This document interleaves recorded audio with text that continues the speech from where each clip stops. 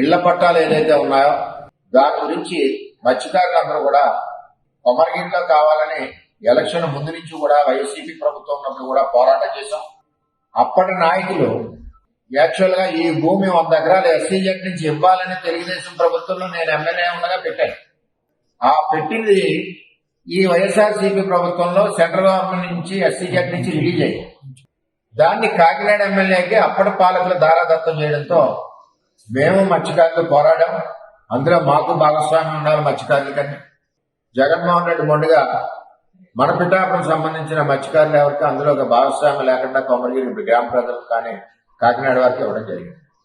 అక్కడ మిగిలిన స్థలాలన్నీ కూడా ఉప్పాడ, అమీనాబాద్ సంబంధించిన మత్స్యకారులందరికీ ఇంకా మిగిలితే ఇంకా మూలపేట, కోనపేట వారికి కూడా ఇవ్వడం జరుగుతుందని చెప్పి తెలియజేస్తా ఉన్నాం. అన్నా క్యాంటీన్కి అక్కడ శాంక్షన్ అవడం జరిగింది. తెలుగుదేశం టైంలో స్థల సేకరణ చేయడం జరిగింది. ఆ స్థలాన్ని వైఎస్ఆర్సీపీ నాయకులు మొన్న జగన్ ప్రభుత్వంలో అమ్మేసుకోవడం కూడా జరిగింది. అక్కడ అన్నా క్యాంటీన్ ఆవశ్యకత ఉందని కూడా నేను కూడా కళ్యాణ్ గారికి, చంద్రబాబు నాయుడు గారికి కూడా తెలియజేయడం జరిగింది. ఎట్టి పరిస్థితుల్లో ఇచ్చేదంటే సంవత్సరానికి 2 నెలలు వేట విరామ సమయంలో మత్స్యకారులు ఇబ్బంది పడే పరిస్థితి ఉంది కాబట్టి అక్కడ ఎట్టి పరిస్థితుల్లోనే అన్నా క్యాంటీన్ ఉండాలని చెప్పి నేను ఇద్దరు నాయకులకి కూడా తెలియజేయడం జరిగింది.